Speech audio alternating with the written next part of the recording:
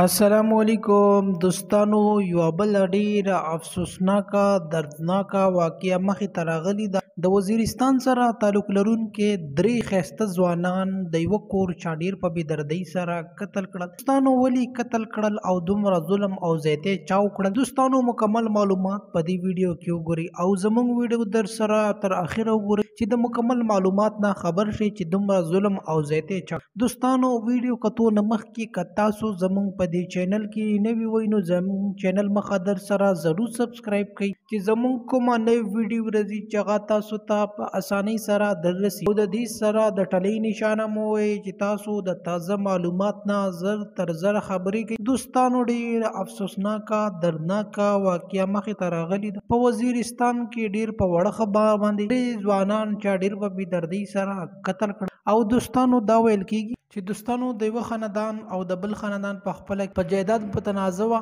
نو د دې په وجه باندې دوو کسانو خپله کې خوله ووهله او یو کور ته لاړل او کلاشنکوف یې راواغېستل او په بل کور باندې وختل او درې کسان یې ډېر په بېدردۍ سره قتل کړل.